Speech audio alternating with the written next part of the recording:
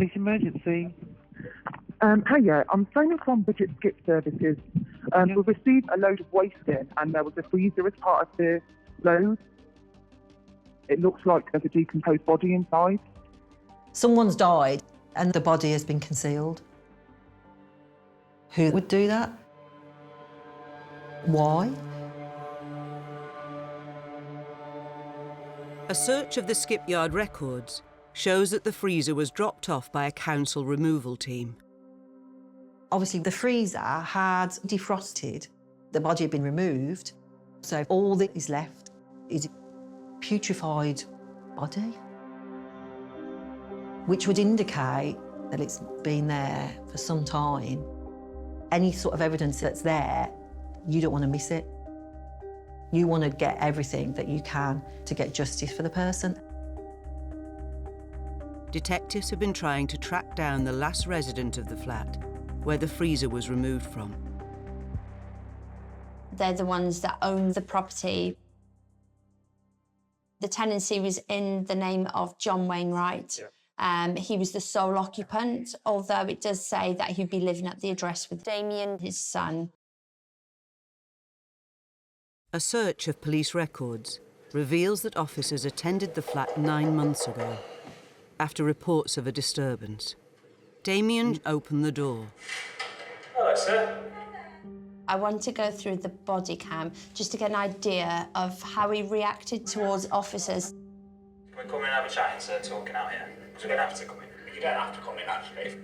Relax. Wait. This is my home. I'm asking you to leave.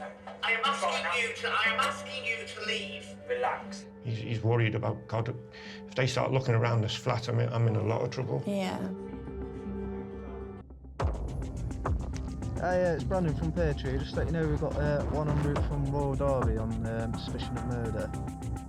In the neighbouring county of Derbyshire, homicide detectives have located key suspect.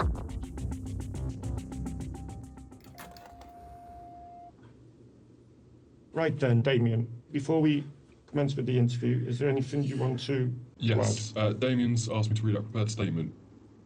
I have known John Wainwright for 27 years. Throughout that time, he has acted as a father figure to me. John Wainwright suffered from dementia, and I was his registered carer from 2015 onwards. John Wainwright passed away from natural causes in September 2018. When I discovered the body, I was overcome by grief. Without thinking rationally, I put his body in the freezer. I think I was just not ready to let him go. The more time that passed, the worse it got, and I couldn't bring myself to report it to the authorities.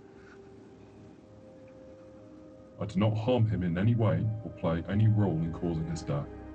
Damien's admission means John Wainwright's body was concealed in the freezer not for 9 months, as police thought, but for nearly 2 years. The prints on the lid are photographed and digitally enhanced so that they can be analysed by the Fingerprint Bureau. Fingerprint expert Claire Lynch will compare the print to those taken from John Wainwright at the post-mortem. We can discount the deceased for this print just based on these 2 points not being in the same, in the correct position.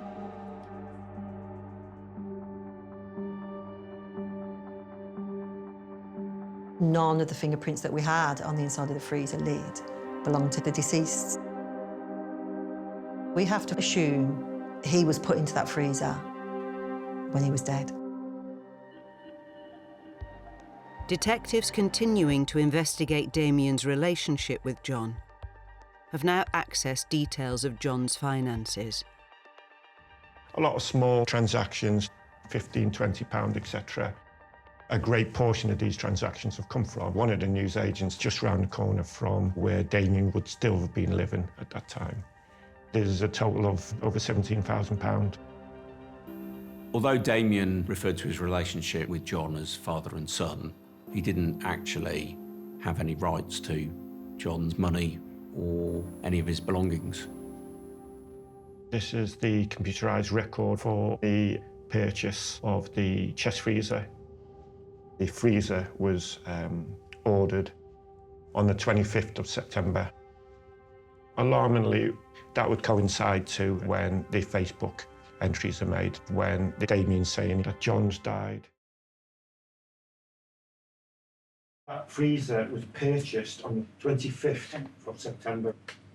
That's the same day John's died. I'll tell you that there's a motive for not reporting. There isn't, no. There is. There isn't.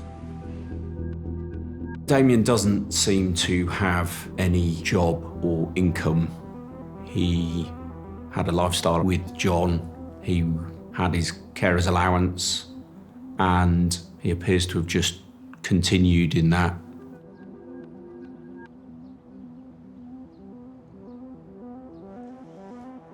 With all forensic examinations completed, the pathologist meets with the police forensic team to review his conclusions on John's cause of death. Within the limits of what we've had to work with, major findings of note are he has fractured right cheekbone, he has fracturing of his nose more to the right side. The further work on those show that they could be caused by some sort of heavy fall. Cause of death unascertained. I mean, it will probably never be ascertained.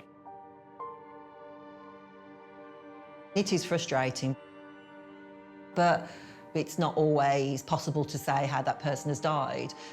We're looking at these 2 years down the line, and when there's a delay, it's a lot trickier for us. At the end of the day, you can't go for a murder charge when you haven't got the evidence in front of you.